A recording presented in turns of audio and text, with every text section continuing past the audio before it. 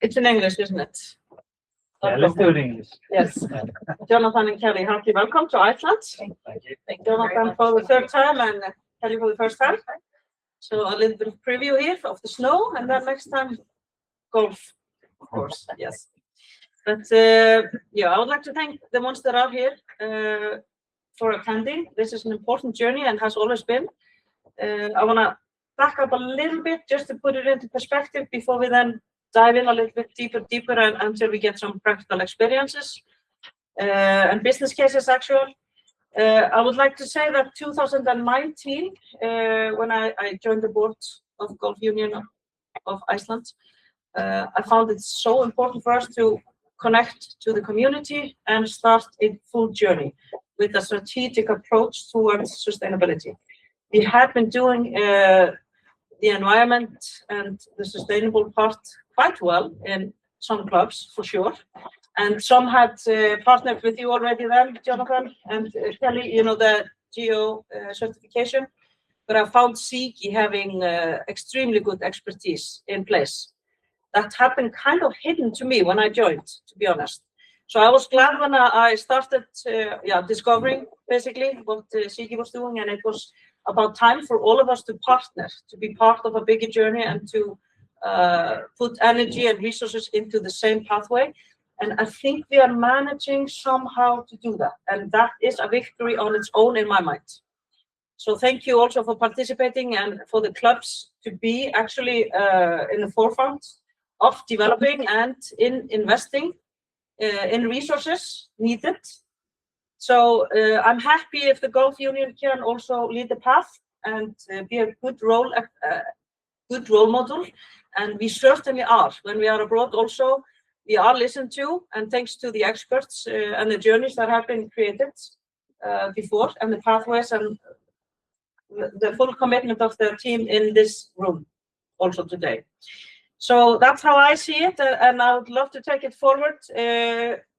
Gunnar Sveinn and our team at the office and in the Sustainable Committee, and Einnig and others that have been pitching in, Bjarni, I mean, there is a team in here that has been pitching in both abroad and also online meetings, and we've certainly caught up a little bit through internal meetings. I'm really thankful for all the meetings and all the expertise you're willing to share. And what I found also that became extremely important at some point, we started in partnership with Klapper to begin with, but that was just to put in measurements. But then I was so glad when the European Golf Association finally became also part of the journey. So that created the full-blown journey as I saw it, and GEO was ready. They had been there already in place. So now they're leading with their expertise. When we are meeting up abroad, then they are certainly leading and looked at as the experts. So a great honor to have you here also with us. And I'm really happy that we are also partnering thoroughly and even on a broader scale. So more about that today. We're going to dive deep here today. So I want to thank SÍKI that I mentioned, Störf, I mean, all the work that you put in, and GEO, of course, and also the Sustainable Committee at Golf Union in Iceland, and also the staff and Arnar in the Service Committee, and Jón and Gunnar Sveinn. I mean, we are just a big team, and it's up to us now to take it forward. And Gunnar Sveinn is going to go a little bit deeper here for the understanding and enjoy. And let's have it an active session. Thank you.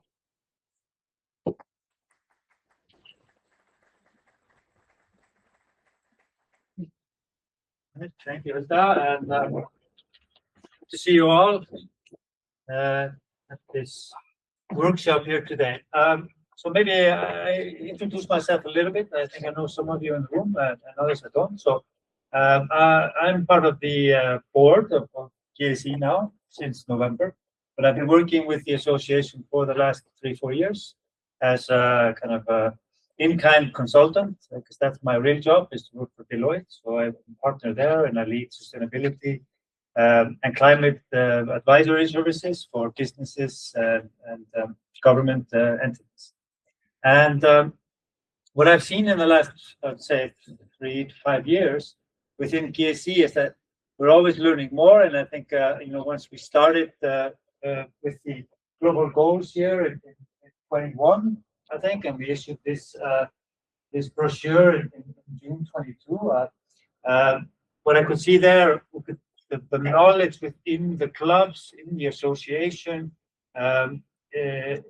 other stakeholders was immersed. There's so much that we could learn from each other. And I think through that work, we also could really see how kind of, let's say, high-level goals, such as the United Nations Sustainability Development Goals, they actually apply to what we're doing in our daily jobs, both running golf clubs, also in running an association. And there's also this notion that sustainability, it's about more than just the environment. It's about also our interactions with the social, with community, and how we also govern, and how do we make sure that we're doing things responsibly. So I think that was a really good kind of, let's say, kickstart to our sustainability journey. And I thank you all who participated. And I think following this, we worked on several initiatives, such as the Sustainability Prize or the Acknowledgement Prize. And I know many of the representatives of some of the clubs that have received them are here today. And I think it's been really interesting being part of that work as well, to learn about what you're doing in your daily works. And we see it growing every year, whether it's about energy consumption, it's about environment, it's about taking care of your participants. A lot of great stories. And I also wanted to flag the sustainability report that we've been now working on for the last couple of years. And if you haven't read it, so I encourage you to go through it, because this is your work, basically, and we're just trying to kind of put it together and show everyone in the community, whether it's politicians, whether it's someone from the municipality, from the public, from the businesses, that, golf is actually really doing fantastic work for the environment, for society, for the youth, for disabled people. There's so much positive things happening. So I think it's been really enjoyable and privileged to help put this together. And like Kutta mentioned, we've been also using these platforms such as Clappit, which is an environmental software, to measure what have the clubs been doing in terms of energy usage. How many liters of fuel do you buy every year? How many liters of fuel do you not buy because you've scaled up renewable energy or through use of robots? So I think there's so many interesting stories that we can also use from the data, which you can read through the report. But I think now, and what I'm really excited about, is now linking up with the GEO Foundation. And some of you know them quite well. You've been in the certification process. You know the Jonathan and Kelly, maybe personally, and that's great. But I think it's also important to remember that we are 62 clubs, and maybe about 10% of them have actually gone through certification, or maybe a bit more. But the rest is kind of at the early stage. So our job is really to kind of help also bring everyone on board. But we were meeting this morning, and we're talking about, like, how can we, as the association, also help in that regard, to use the experience from you, the clubs who have gone through maybe the certification process, and as Ólafur will talk about later, seen some of the benefits, and use that to kind of leverage others to join, and we then as a community of golfers in Iceland can have a really positive story to tell. So I think that's going to be very important. I don't want to take too much time to talk about more of the stuff. I had a lot of slides about the some of the activities we've been doing, but I thought let's read the report instead, because I really want to give time to Jonathan and Kelly here today. And there's one thing, as a consultant, you always have to have a pitch. And so I'm going to show you the pitch that I use for companies, and apologies, it's in Icelandic. But I think one thing that I've learned in my career as a consultant is that we have to be better at finding connection points with the value. So we're going to be doing a lot of things, costing time and effort. We have to find, okay, how does that help us run the club better? How does it help us increase revenue or reduce costs? And so here are some numbers. I just thought I'd share this with you because this is why we're trying to get the companies to take notice that investing in sustainability is actually something that's going to come back and help. It's going to run your business in a more in a better way.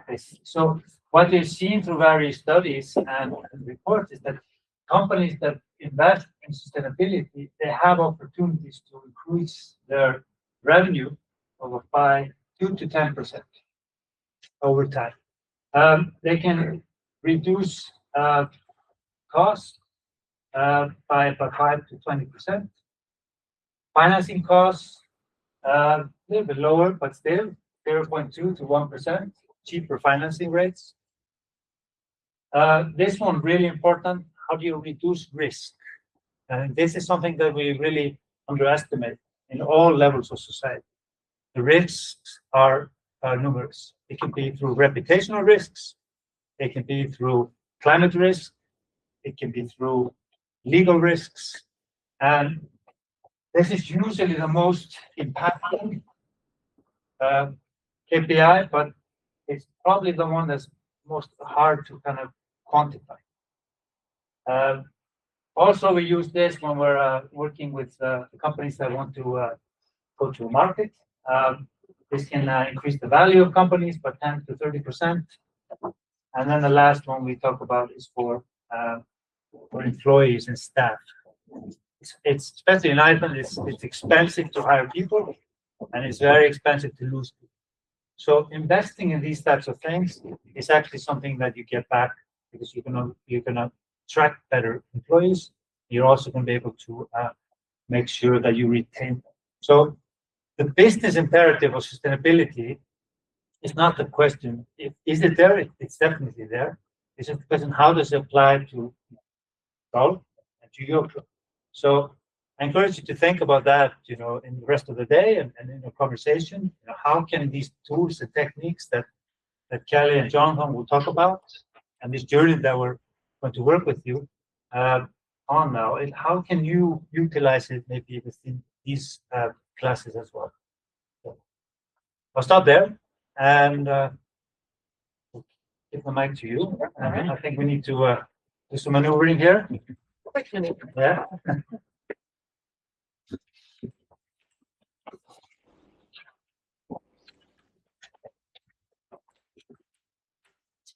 All right, take it away. Thank you.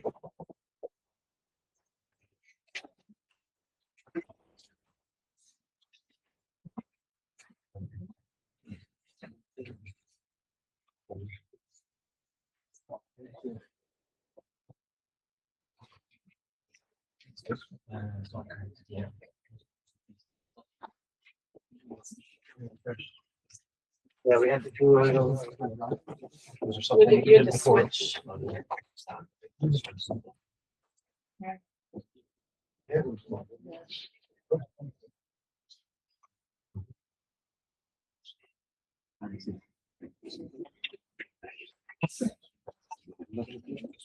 Huh. Thank you. Thank you, Brynjar. Thank you, Hulda. Thank you, Gunnar, for the introduction. And really fantastic to be back in Iceland. This is the third time for me. I brought a bit of Scottish weather. We are also a waterproof species, the same as you guys. So really just excited to be back. And to be back to talk about, I think from our point of view, a bit of a renewed collaboration between the foundation and the Golf Union and the Superintendent Association. Still always committed to where we were before, which is to help support sustainability in and through the great sport of golf. We're all here working, living, breathing a fantastic sector. It's a wonderful sport that does so many good things. It can be better at certain things. Our businesses can be stronger, as just been highlighted because of that. And unfortunately, golf is not always seen for the great value that it brings. So that is a very enduring part of the foundation's work, is to continue now after 20 years to support different parts of golf, to be a leader in sustainability. The issues over the last 10, 15 years, since many of you as a leadership group in Icelandic golf have been approaching these things, and we see them continue to evolve. Sustainability continues to strengthen overall, as Gunnar has highlighted, in society. Issues maybe move and change, the language changes a bit, but it's a very enduring thing for a business, and it's a very enduring thing for a sport that is so connected to communities and so connected to land as golf is. So we take a long-term view on this, not short-term, how can we produce a report and that be done? How can we build tools and programs that will evolve over time and help, big countries and big golfing sectors and governing bodies like yourselves. I think the foundation is evolving a lot. You'll see this in Kelly's presentation. We have been working super hard on the sustainable golf pathway, from the pledge right through the reporting into the OnCourse program, into verification and certification, looking at other ways of adding value, trying to make that pathway as simple and as streamlined as possible, and putting as much value around it as possible.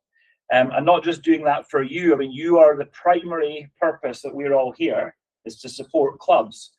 But also, you'll see from Kelly's presentation that every time you do something around that pathway, it's designed to connect back to your superintendents association, your national governing body, so that you're sharing a little bit of data, a few stories, a few best practices into an evidence base that people like Gunnar and Brynjar and Hulda can use to really better represent the game. So we've been working very hard as a foundation on the programming for you, but also making sure that it's directly connected to your sports associations, your governing bodies, and your membership associations. Let's have a quick look at a couple of introductory slides.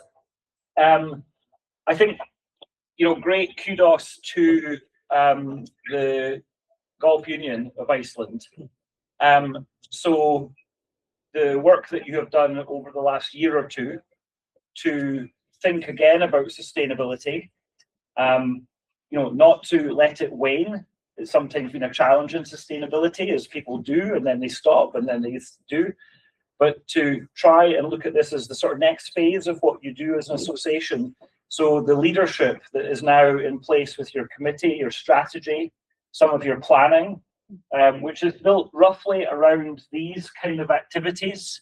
So a national initiative for golf and sustainability coming from the golf bodies to engage clubs, to help you become more aware and understand, and not just you, but all of the clubs in Iceland, to make sure that we're delivering the best possible support for your clubs, whether it's education or tools or reports and insights or marketing and communications materials for different audiences. How can we support you?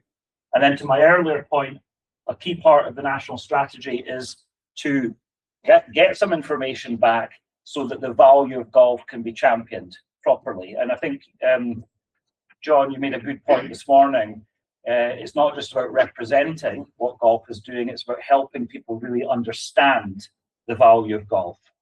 So that's something that, again, as Kelly talks about some of the reporting that is now built into the pathway, this is about you, helping you tell this story in your local municipality and helping these people tell this story at national government and maybe in more like public relations and things like that. So there's a bit of chronology here. Engaging you and other clubs, getting involved and participating in this national program, supporting your action, gathering some information back from you so that we can all talk even more strongly about golf leadership in sustainability in nature, in resources, and in climate and communities. And that, you'll see more and hear more over, I guess, over the coming days, weeks, months about how that Golf Iceland leadership is taking shape. I think I should say Golf Union Iceland, right? Isn't Golf Iceland something else? Tourism. Yeah, it's golfing. Yeah, Golfing. we've Yeah, just yeah, realized yeah. I made that mistake. Golf Iceland is the tourism Yeah, partners. I've been trying to get that right. I just noticed Yeah. I missed it there. Don't worry. So I think, I mean, maybe one of the things just to sort of set the scene is, this is not really an initiative about GEO. So GEO is a foundation, non-profit organization, but this is actually this time more like an initiative around sustainable golf in Iceland, coming from your national bodies to support you all with the support of the tools we provide. I don't know if that makes sense. It's a slightly different emphasis. You're not just using GEO or being in GEO. This is you being part of a proper national initiative for sustainability with this pathway and some of the tools that we provide helping support that initiative. It's quite a difference, actually, maybe in the conversation later on. If you've got any questions about that emphasis, please ask them, because it's quite important in terms of how you all feel about golf in Iceland moving forward, not just being part of GEO. They're two quite different things. So mention that. In terms of content, we are still trying to help clubs understand various aspects of sustainability. That's not our fault. We didn't invent sustainability. We didn't make it this complicated or complex. This world of environmental and social issues that we're trying to address one by one, but we're also trying to connect about why we're here, why we manage green spaces, why we deliver golf. So we are still connecting a range of environmental and social issues together. We can address them in silos, but it's important we're also able to tell the story of golf's responsibility to people and the environment and its benefit to people and the environment, and to show some of the connections between people and the environment. That's still an important thing to do. I know it creates an extra lens of a layer of complexity around sustainability, but it's still an important principle. What we are doing through all of the programming is taking that theory of sustainability and turning it into very practical areas. So we still include all aspects of landscape and nature management. This is all golf course management of landscape and biodiversity. How are you managing out of place spaces? What wildlife do you have? What value do they have? Turf grass, obviously a key area that for a long time the greenkeepers have been really looking hard at. The most responsible, efficient, low input ways to get good quality golf courses, good conditions. So building on a lot of knowledge and experience there already. Making sure we're not polluting. That's an important one. It's not the biggest thing, but making sure we're not polluting. I think in the last 100 years that golf courses have been using chemicals, the number of serious reported pollution incidents is very, very small. So actually, we're not a big polluter, but we still need to be able to prove that that is diligence and compliance. And then into resources, water, energy, materials. These are all cost centers for you. But let's make sure that we're drilling down on all the best practices in there. So nature, resources, and then this whole community piece, trying to pull together the social benefits and the social value of golf into one framework of sustainable golf. So very practical areas that can come together into really quite a powerful narrative and a powerful representation for your clubs at local level, but also for golf in Iceland. So that's the kind of, these are the sort of scope, I guess, a little bit. And this is kind of the activity that the union and ourselves will be helping take forward. That's the kind of methodology and the plan. I mentioned that this is all about you. Just to echo and reinforce what Gunnar has said, this is about helping clubs, you in your communities, in your municipalities. We've actually still got quite a lot to learn, and we hope that this next phase of work with you will be actually a real two-way process. So we think we've built a decent pathway for clubs that has a number of these benefits written into it. But there are things that we don't know that you need or want that with some feedback from you, we can add in even further. I mean, this morning, somebody mentioned, what if, as clubs went through the pathway, they got a guidance note with the report, they got a guidance note on how to tell this story in the local municipality, in local government. We can put that together quite quickly so that you've got something ready. If you've got a planning application, or you've got an issue, or you're looking for a bit more land or something with a local government, how can we give you a tool that matches up with what you're doing so that you can speak? So we know that these benefits are somewhere in the program, but we would love your feedback on the programming so that we can keep putting more specific pieces into it that benefit you, if that makes sense.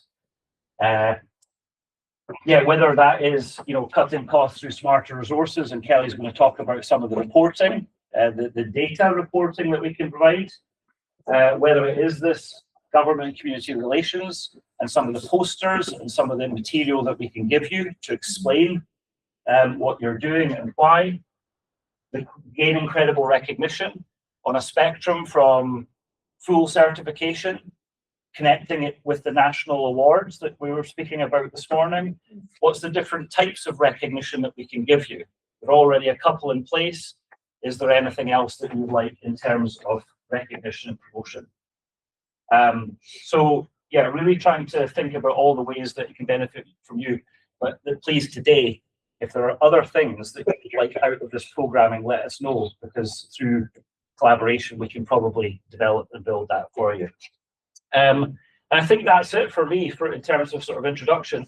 Kelly is going to dive down into the pathway itself. It has been improved and upgraded since a number of you might have used it or started to use it in the past.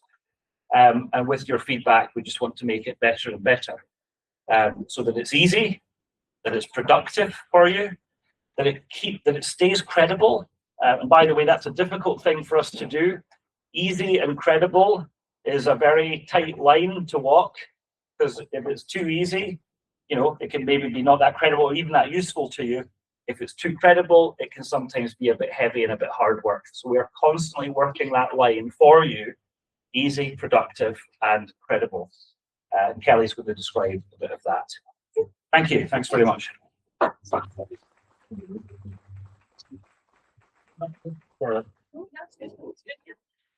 Before we dive in, I would love to know a little bit about who is in the room. So we're all talking today about the fact that you are a leadership group based on your participation and involvement so far and your commitment to be here today.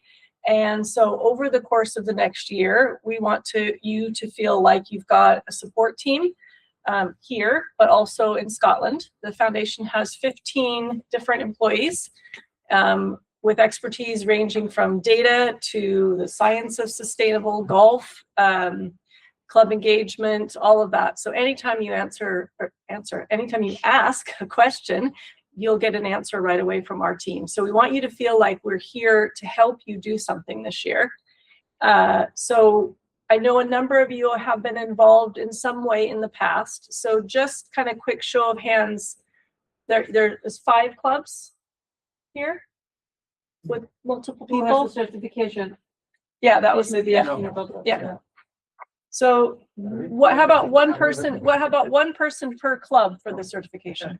Okay, that's my thought. Okay, so now there's also, as Jonathan mentioned, it's a pathway. So again, one person per club and not the certified clubs. Is there anybody that has an OnCourse account that has started doing something but hasn't gotten certified? Okay, all right. And then what about the clubs who participated in the other day there? Clap it. I've been terrible at pronunciation all day. How many clubs have done that?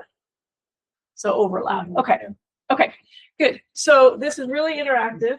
And as Jonathan said, things have changed a lot from the times when some of you have been involved. And one of the main things to keep in mind is this isn't just about certification anymore.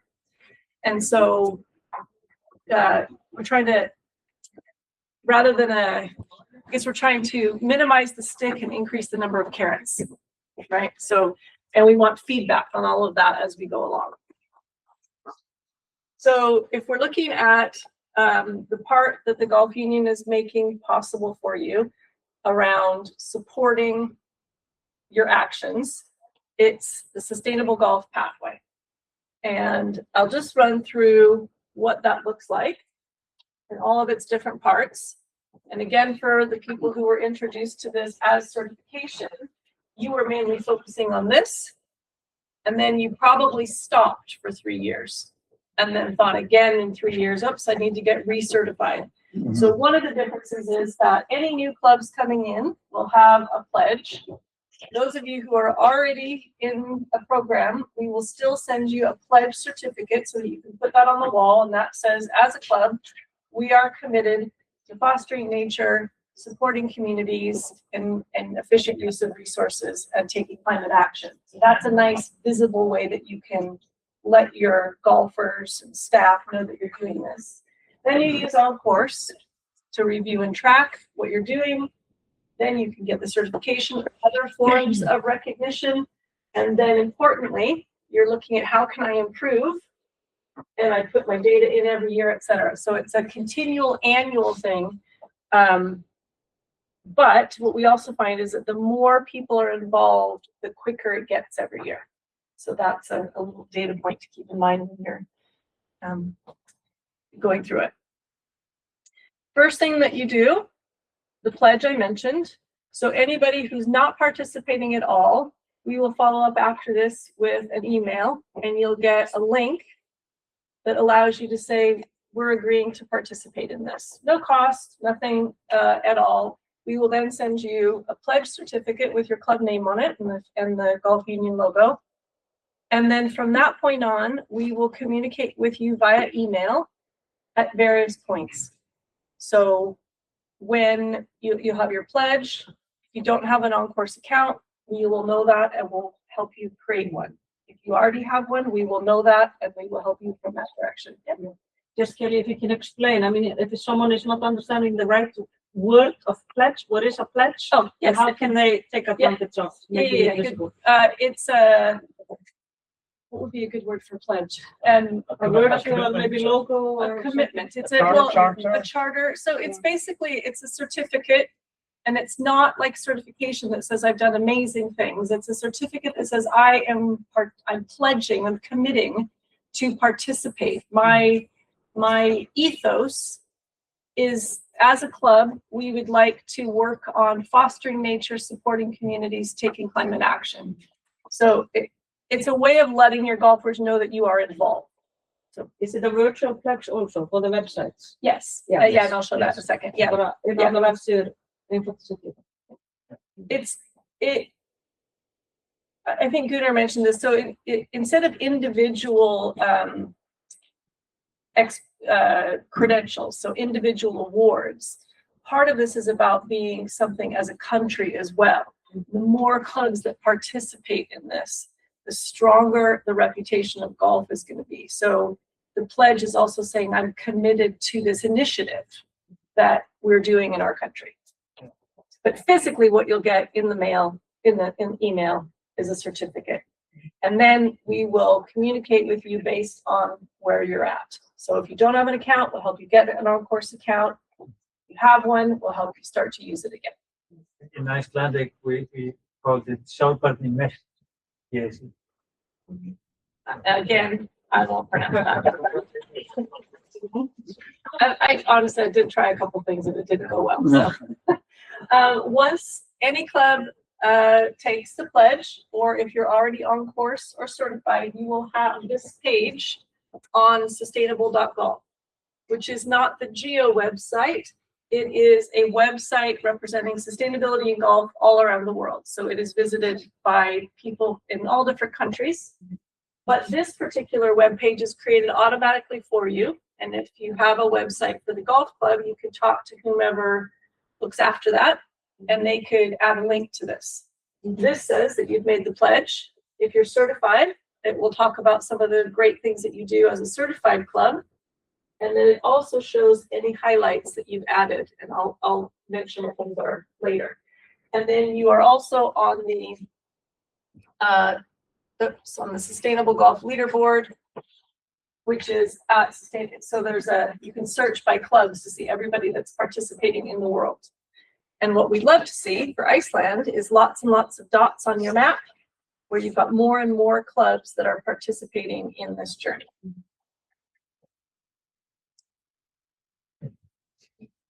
So far, all free. This program, also all free. And that's because the golf union and the golf industry really wants people to participate in this activity. So OnCourse is a free tool to help you learn, understand, and track what you're doing in sustainability.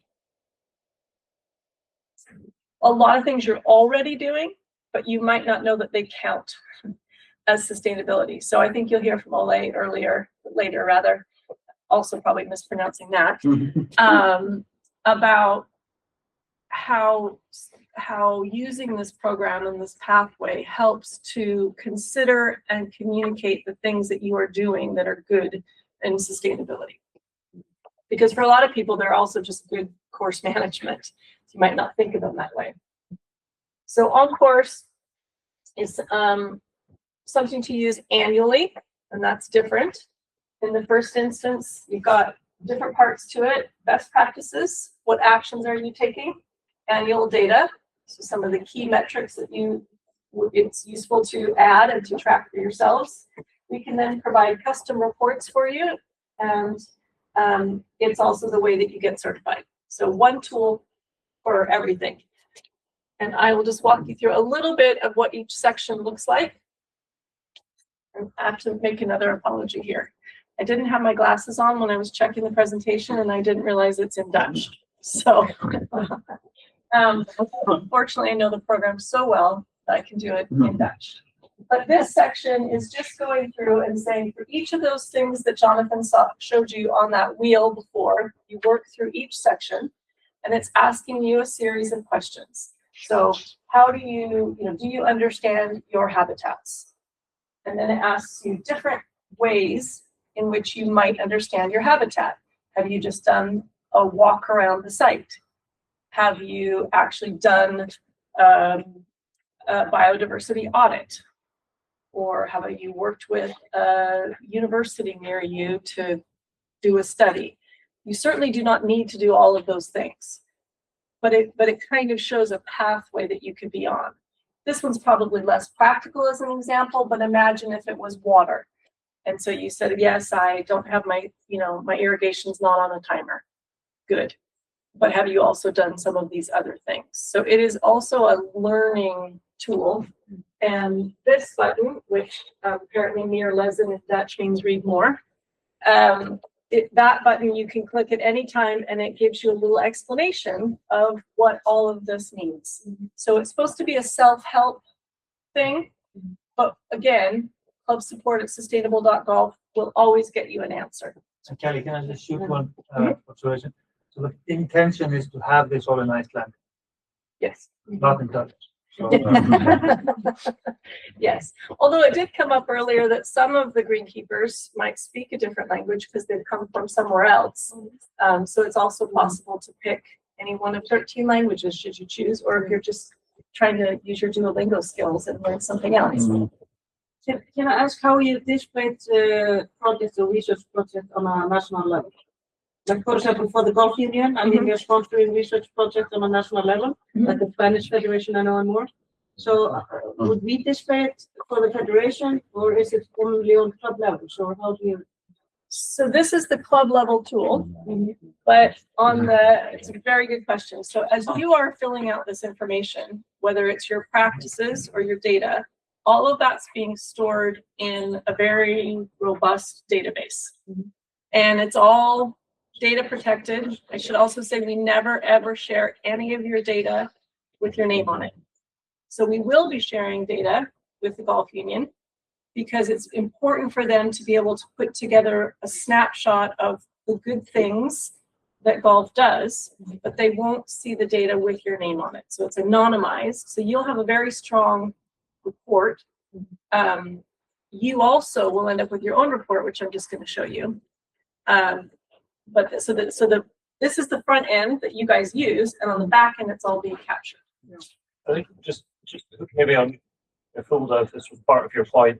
So the read more section, when you open that up, it's got a blend of international and national guidance. Mhm.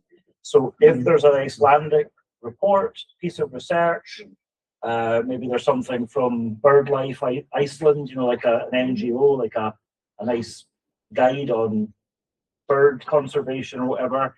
So those things, those Icelandic resources can find their way into OnCourse Iceland.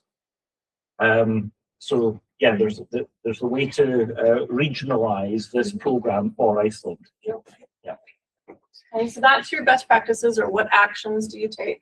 And by the way, that section, when you open up the app, it kind of looks like a lot. There's all those different categories in the wheel, but you're just working through checklists of what actions do I take. And for the most part, they're things that you know how you manage the courses. And for club management, you know, the clubhouse or the inside people, it's the same thing. You know, what considerations are we taking around food and beverage or electricity? So it's answering questions. It's almost like a big survey that's organized in a good way. It is important, by the way, for the two sides of a golf facility to work together on this. You don't have to sit in the same room, but you do both have to participate. There are parts of it for course managers and parts of it for club managers. The other half of the program is annual data. And so the practices, you'll want to maybe go through them once a year if you see if you've changed anything. That will take you 15 minutes each year. The data part of it takes a little longer. And to be honest, it's the hardest part for people in the first year. So a lot of you will have already done the data, right? Anybody hated doing it or liked it? It wasn't okay. It wasn't okay. I'm not getting too many scowls. But it means that you have to gather the energy bill. You have to go and see what were your, you know, your pesticide active ingredients, which fortunately you don't use a lot of pesticides, so that's easy. So there is some legwork in gathering the data. The best thing you can do when you do it is think, like, take note of where it all lives. I remember that I have to go and ask the administrator for the energy bill, the water bill, the whatever, because you're going to be doing this every year, this part of it. But some of you will have noticed that when you create your new year, all of your answers from the previous year are there in red, which means that you can just click save and complete. If there have been no changes, you just accept it and move on to the next question. Yeah. Can I ask one? Because you've seen Klappið, what we're using.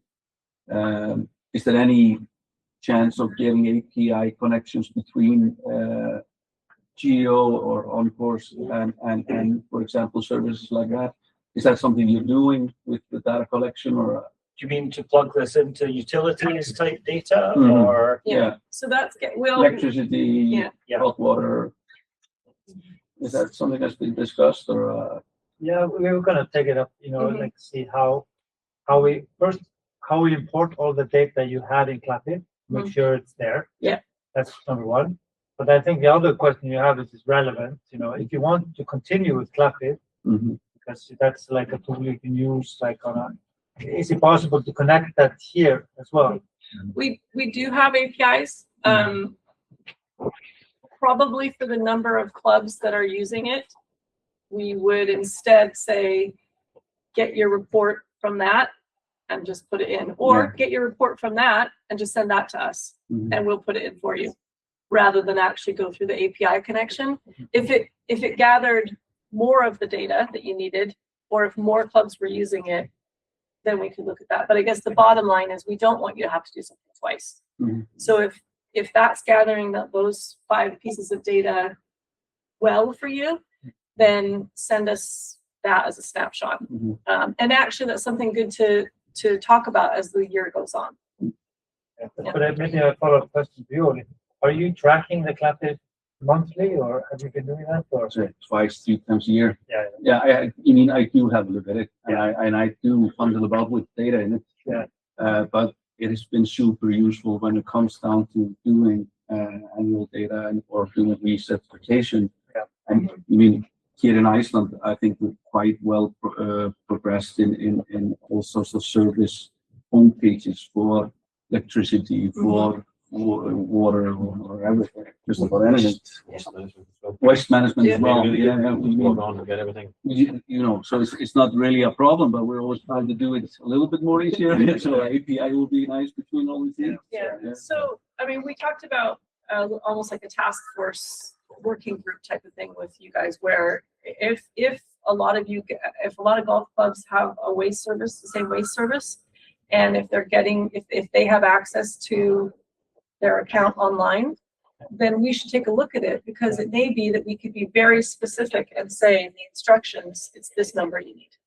Mhm. Even things like that are helpful. Or take a photo of it with your phone, upload it, and we'll put it in. So we want to look at the specifics of what you have. Who's gonna continue using Clappit? Yeah. Or you think you might continue using it? It's been free up till now, so I'm not sure if it starts costing that. What we'll do. So they're basically, I asked Clappit, they're gonna have a freemium now. Okay. So you can, Okay. but I don't know how much of it, like, but you want to have like the automatic streaming, you may need to pay a little bit to have that. All right. So I think that's, we can talk So about that kind of takes just about everything out of it, doesn't it? In that sense. Yeah, but I don't know how much they charge for that part now, so. I don't think we need both. No. Because like when we're doing Clappit and this is basically pretty much the same data. Yeah. To these different places. Mhm. And from my point of view, GEO is better. Mhm. It's easier. Mhm. Maybe I started definitely probably 4 or 5 trying to put data in and stopped. Yeah. So It's totally different. it's so easy now, and everything here is so accessible for us. Data. Because it's quite easy. And, I think that's something that we should be putting out to the small project. And not going to me. It's really easy. Well, that is wonderful to hear, and I will definitely relay that to our team, because they work very hard to try to make it ever easier. So that's As good. easy as it was hard. That it was. Okay. Now that's a We very good. apologize. You have to quote him on that. Everybody, Cool. everybody's on a continual improvement journey. That is a great quote. That might go on the wall. Mm. Can I ask, because this is an extremely important factor also for work, the social commitment of the golf clubs being part of a sport association in my mind. And that was part of what Clappit did not service us very well with. And that is mapping also gender equality, the committees, the boards, etc. I think it's just as important going forward in terms of the community engagement. Yep. So that's why I'm asking, how will we align this? Because this is what I really wanted to plug in 2019.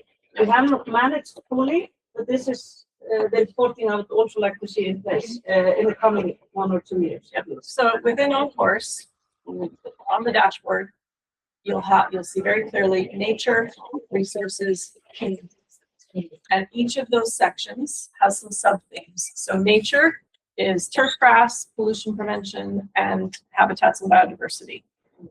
Resource usage, energy, water, and waste. So Clappit is energy, water, waste, from my understanding. So you're missing 2 of the wedges. The other wedge is community, and that is outreach and advocacy. So, what kind of sustainability communications do you do at the clubs? It's accessibility, which is going to cover your juniors, females, multifunctionality, etc. And then health and well-being. Yeah, health and well-being, prevention. Yeah, so you're going to put in things like, number of membership, makeup of membership, other activities that happen on the, or in and around the golf facility, that kind of stuff.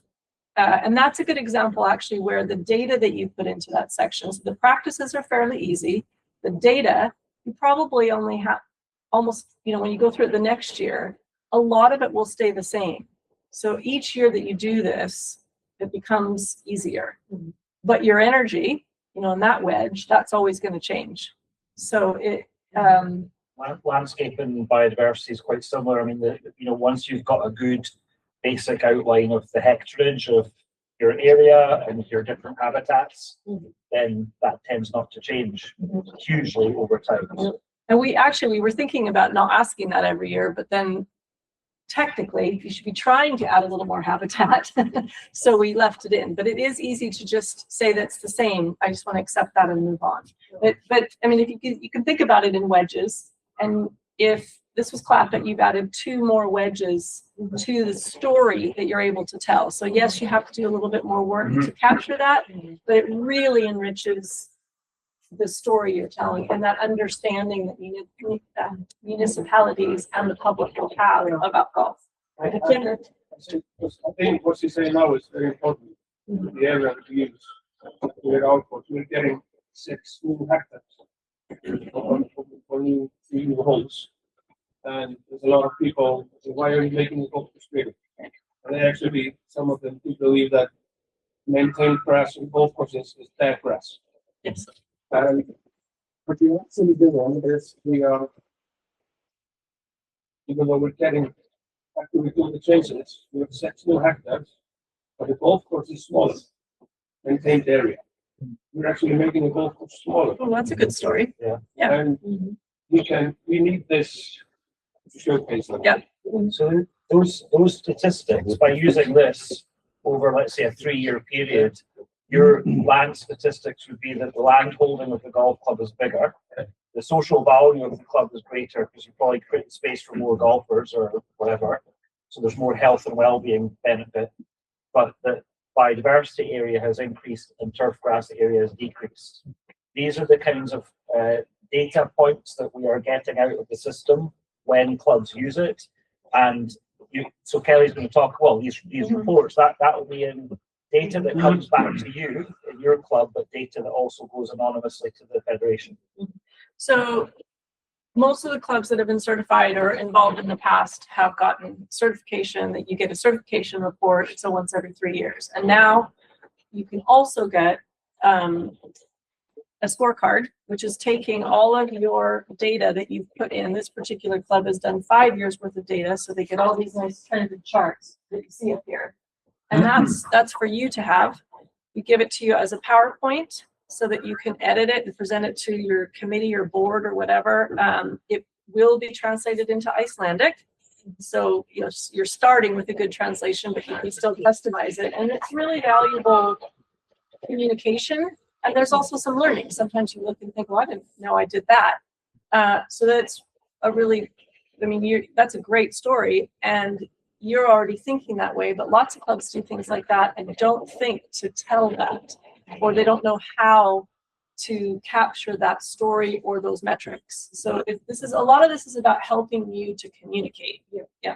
And if I may use the opportunity just to address this room, because if we are going to be best in class, really, and this is what we also do, I think, keep the community data in track, because people are starting to measure all around the world.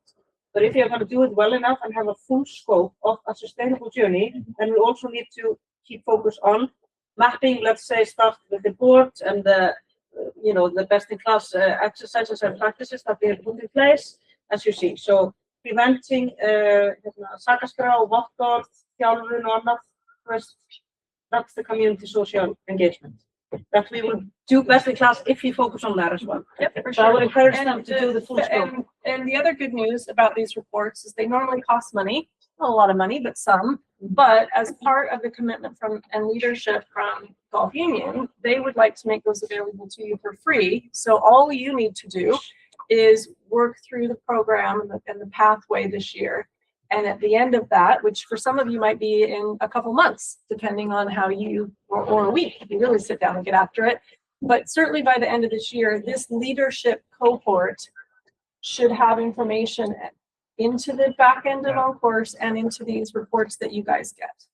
We're hoping everyone that was part of the Clapped pilot continuing this, so we can build on that. And I think that one thing also I want to mention, it would be really nice if we keep the history if you have now 3 years worth of data Clapped, so you can have when you do this report, you'll have data for last 3 years as well. Around the overlapping subjects. Yeah. Yeah. And was it 5? I don't, did I make that up? Is it 5 things that it's tracking? We can. It's like a lot of KPIs, but some of them are quite useful, and others maybe not so. But I think that was one question, comment. The other one I wanted to ask. This is something we've seen in the past reporting, is that it's one thing I'm reporting on your business as usual. So like you have certain amount of vehicles, equipment, and that that has implications. But then a lot of the clubs are building new facilities. They're changing a course or opening up new courses. And so you see a spike in different types of KPIs. Like when we saw it last year for TIER, for example, huge boost in fuel consumption and all of these things. So how does the system kind of take that into account? Or does it? It does. Yeah. Well, it does if you help us. Okay. So when I go by on the screens that I was showing you, there is add notes, and you click that. Not for everything. We don't need a whole explanation of everything that you do. But if there is a reason that you want to share, then that will show up in the notes. And that means that when we're creating this, because all of your data also goes through kind of a cleaning tool. So we'll notice spikes. And sometimes we might get back in touch and say, are you sure you got that figure right? So we might, if you didn't write the notes, you would say, yes, I did. In fact, I added 3 roles. Or we would notice the note and we might, pop a little thing in here. But this is explaining it. But that's also why we make sure we give it to you as a PowerPoint, so that if you want to explain that to somebody who's going to see this, then you can as well. It's not a science, but there are places for us to communicate, and particularly the offer to all of you is just email us. Friendly team of people who are actually really excited about helping Iceland. We love the commitment of your leadership. We love the fact that there are some front runners, but also it's a very nice size of country to move a group together. And because you're kind of it's almost like cheating, because your clubs are already quite sustainable by the nature of how golf in the country is.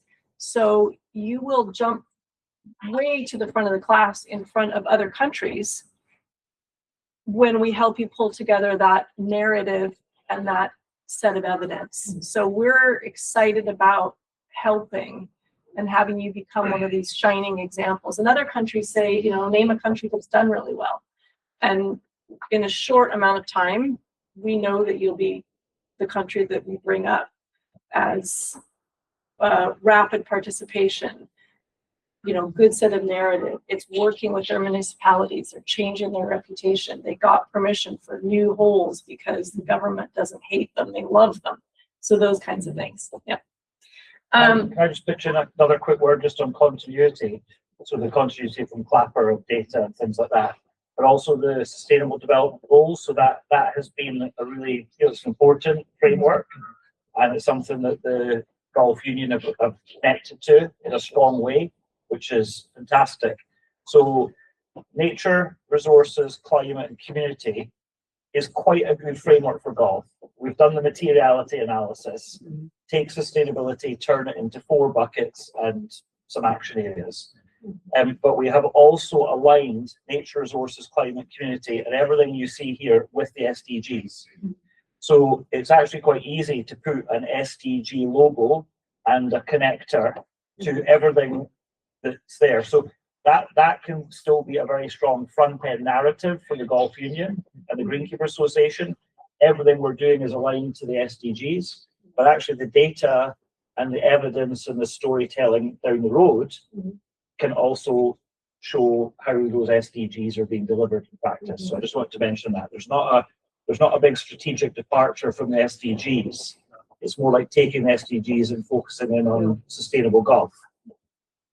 And the other part of this report, and you can see it on each of the pages as well, in addition to the charts, our team goes through and looks for highlights, not highlights, we use that word a different way, looks for good statistics. So these are all good things: 7% reduction in nutrients per hectare, 12 hectares of habitat added since 2010, 2-meter buffer zone around all of our water. We have 63 hectares of land in our care. So that's a different way of wording things. 32% more waste was recycled than 3 years ago. Reduced electricity by that much in the last 2 years. And then these are kind of interesting on the community side. Hours of volunteering be quite high in some of your clubs. Money raised for charity. This is a calculation around number of rounds, which you tell us, and a few other things, but we can tell you how many hours were spent in nature, number of calories burned, juniors. So we're actually helping you to pull from the data that you put in, what are some of the cool things that you can say? And you could run those on a screen in the clubhouse, you could put them in a newsletter, you could show it to a municipality. And that's our team going through your data and pulling out the good stuff you can say, which we also then would do on a national level once a year on, to pull through some of the good things that golf is doing. So those are the reports.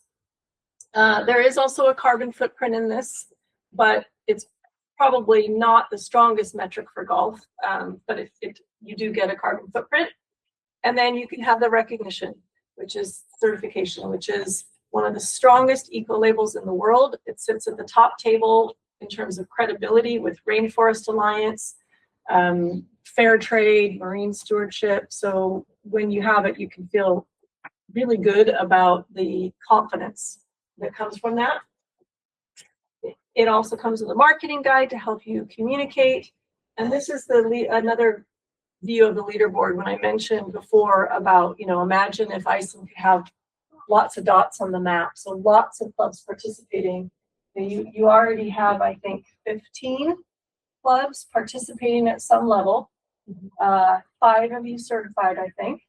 And then, imagine the dots on your part of the map. And when you zoom out and see the whole world, you'll have quite a few dots in a small space, and it will look very impressive. So that's kind of the, and each one of these things you can click on. And when you do, it's going to get back to that page that I showed you before, the leaderboard, each person's page. And within that, there are stories. So we've talked about best practices and we talked about data. But one of the most exciting parts about all of this is the stories that we see coming out of golf clubs all over the world, projects that they did that saved them money, that got them recognized for something, that was a good, feel-good community give back. And they're in all the categories of the wedges that we talked about. And some of you have already shared some as part of your certification. But this highlights tool is open to anybody at any time. So we would encourage you to put a highlight up anytime you do something that you think is worthy of sharing.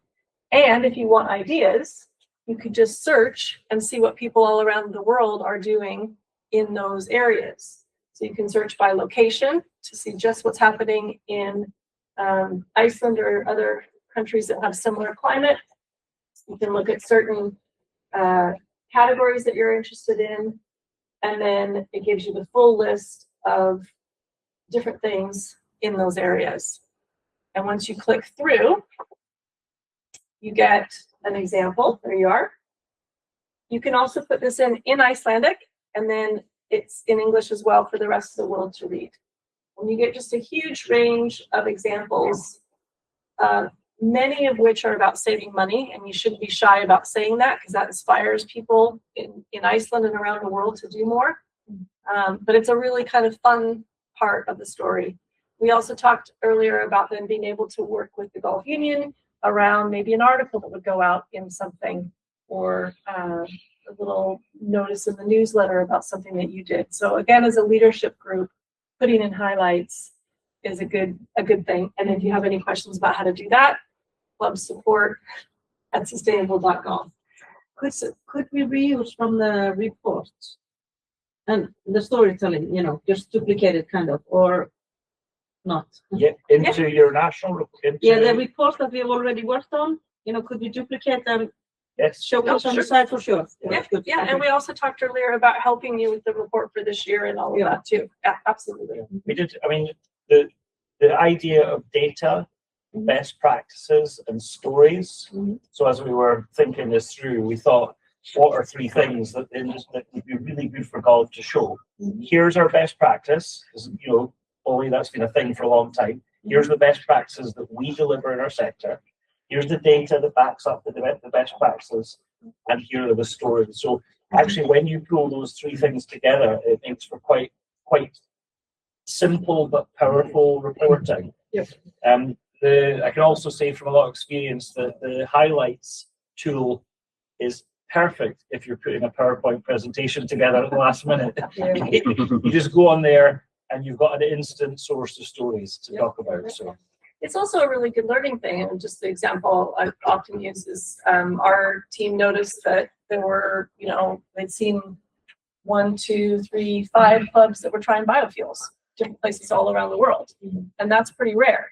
So we then got in touch with those clubs because the highlights are short, got more information about how they found it, what some of their issues were, etc. And we were able to create an article about that and a little how-to guide. So it surfaces a lot of things. There's quite a few people that are growing their own food, and or have community plots. Actually, there's a club in Canada that is growing their own hops, making their own beer, and selling it for 60,000 Canadian dollars a year. So it's not a bad idea. everybody's happy. Yeah. There is, we talk about saving money around sustainability a lot, but there are also ways to monetize some of this, and that's interesting to look at too. This is a new report that's coming, and I'm going to ask all of you to, at some point over the year when we get it ready, to give us feedback and to be guinea pigs. So this report, this one is about the data that you put into the annual data side of the app. This is about the actions and the practices. So of the actions that you're taking or not taking, what do we recommend that you should do next? So this is a customized report. You get a snapshot of the key actions that you're taking. And if you're not doing anything, so let's say that question I had up earlier about understanding your habitats, if nothing's ticked, then you'll get text that tells you how to get started. If 2 things are ticked, you'll get text about how to drive further. So what would the next thing that you would do that would be interesting? So this is a whole recommendations and planning tool. So it's not available now, but all you guys need to do is get back into OnCourse, update your annual data, update your practices, and when this is ready, then we will be looking at providing it for Iceland, this group, as a test, because we know you'll give us good feedback. But we spent a long time putting this together with the idea that if you're spending the time to fill out OnCourse, you guys want you to get a lot out of it. So, and actually just a little bit of a plug for another thing that's coming out that European Golf is participating in, called the Knowledge Center, also on sustainable.golf, and it's research. So things coming out of STURF and other places, pull together, like not the whole world of research, but just the things that pertain to this area. So it's a knowledge center if you want to dive deeper. But certainly the idea is that you don't have to start by diving deeper. You want to just start by, where am I at today? What can I do better? And then if there's a specific thing, you might be able to find some information here. But that's also coming out this year. And that is it. Jot down in your mind or on a piece of paper this club.support@sustainable.golf, because you're always going to get a quick response from us on that. And we're in the same time zone even, so that's helpful. And get OnCourse.golf if you don't have an account. But what we'll actually do in the follow-up email is send you whether you need to make the pledge or you need to create an account, or you just need to get back into your account. So we'll be looking at all of the sort of 10 champions of sustainable golf in Iceland for this year. And we'll do quite a bit of working with you, which, we're delighted that the Golf Union has invited us in as a stronger partner and actually invested in your success in that way.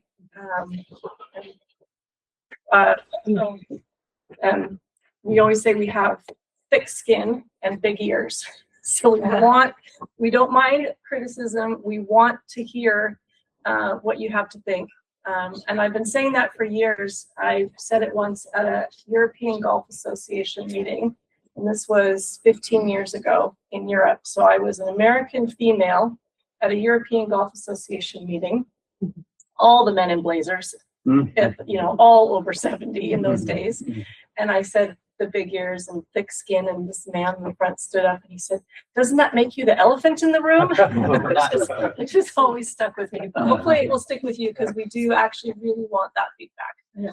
So that's all the talking at you, but we'd love to hear questions, thoughts. Yeah, we can also think about a little bit. So because Ole is gonna come now, and we also have cake and coffee here. So if you want to take 5 minutes, let's get some cake and coffee. Hi. It was actually quite funny this morning that I was preparing for the presentation that I kind of was sending it out. Gunnar told me about 2 weeks ago and asked me to take part in this, and that was not a problem. But when I was finishing the presentation this morning and I read the whole email Gunnar sent me, then I found out it was supposed to be in English. So I have to apologize that my slides are in Icelandic, but I'm going to try to talk through this in English. Okay, so Keilis Golf Club and kind of our journey with GEO through the years is that I was asked to kind of talk about. I first learned about GEO through my work with FEGA and attending their conferences through the years, and I've listened to Jonathan and Kelli many times, and most often I've stayed awake the whole time, not because they were long or difficult, but maybe spent too long time at the bar. But through like me joining the FEGA board as well, and later on being chairman of FEGA, we've been working quite closely with GEO through the years. And to be honest, to begin with, I wasn't really hooked onto it because we're a small island here up in the North Atlantic, and doesn't really matter these things to Icelandic community and golf community. But definitely through the years, and we're going to see increase in that, it matters hell of a lot, and we need to get kind of ahead of the discussion. And I think the Golf Union is doing a great job now, and I'm really excited to see how that will develop and coming through. And even as you know, and has been talked about here before, EGA, R&A, all golfing bodies are behind GEO, and this is definitely the way to go. I kind of said, like,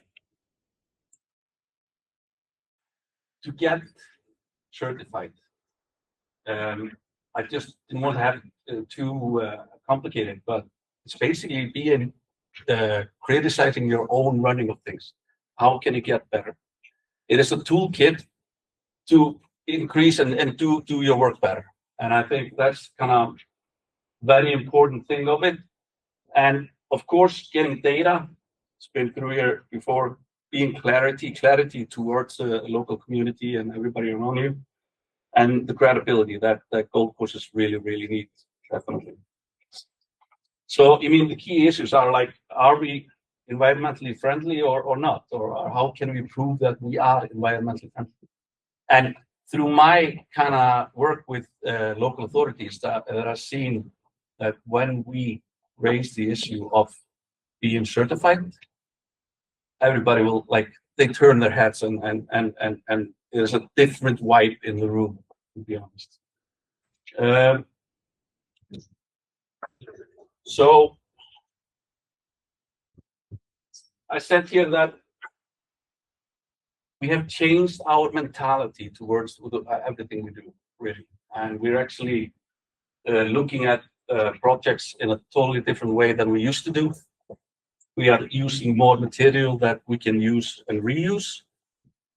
We use a lot less fertilizer than we used to do. Changed the lighting into LED, which we saved a lot of money. And as has been discussed here before, that there is actually, we can save a lot of money through environmental decisions. And it has actually made us easier for us to take difficult decisions. With a links course, used to be mowed wall by wall. Now we have untouched grass, and that has actually saved us a lot of money and actually made the golf course as well much playable and much kind of more linksy to look at, to be honest. I'll show you a small picture of that later. Recycling of water with the aluminum plant, which had never been an issue both with the club or the aluminum plant because of, we want to get certified. We want to do things in right ways. So we're reusing all irrigation water from the local aluminum plant, and we don't pay a penny for water, which we used to do in Hafnarfjörður. And then just through the whole process, it is basically a toolkit on how to do things better and how to improve everything we do with running a golf club or running a golf course. This was thing that we kind of never looked at, and we didn't have any knowledge about, to be honest, because our land is named in the ancient stories in Iceland. And a famous Viking came to Hvaleri and saw that whale and named it Hvaleri. So we used to have a military base there in the Second World War called West End. Sea aquarium. There used to be a sand mine at the area. So through all that process, all the staff and everybody are more involved, and they know the history of the place. And we actually now work very closely with all authorities that we didn't used to do. We didn't do that, but now through the certification and everything, we need to go through right authorities, and we work quite closely with. So that's one of the positives. So I'll show you some examples on projects that we've done. This is the extension of the 16th hole. All the material that was brought in was basically down the road, where that material was supposed to be driven 50 miles away, but they could throw it away at the golf course, which was really good and saved a lot of money. And here we see the untouched grass around the golf course. And we're actually doing a study with the Agriculture University now to see the difference between the species in the mowed area and the unmowed area. So that will be out Hopefully this year. hopefully this year. We started last year, and So you'll write an article. that's part of the deal, is that there's going to be an article. Here we see like work we're doing on the new staff facility. So all materials get reused. Before there wasn't really any thinking about that. We kind of just went for it and bought everything new in. But now there is just a total different approach from all the staff and everybody around the club into how we can really do this as, in good practices that we, possibly can, to be honest. I want to talk about this guy. This is from Keilis, and honestly, I'm kind of worried about the land use, especially in Reykjavik, and a lot of the golf clubs are losing land. And what he says here, I was going to play this video, but it doesn't work really, is that all the expensive land is for cemeteries and golf courses and should be used for housing. And we're seeing more than that in Iceland as well. Hulda has been on the radio a couple of times discussing this, and this is a threat that we actually face, to be honest. So our biggest gains from GEO is that annually we look at the running of the Gold Cup and we see what we do better and how we can improve. We put good goals on how to do better. We stay in the time with all regulations and we're updated on regulations regularly, so we know where we're going. We think sustainably, and it helped us to get all the staff and everybody around together and think in the same direction. That's really important. Yeah. So that was.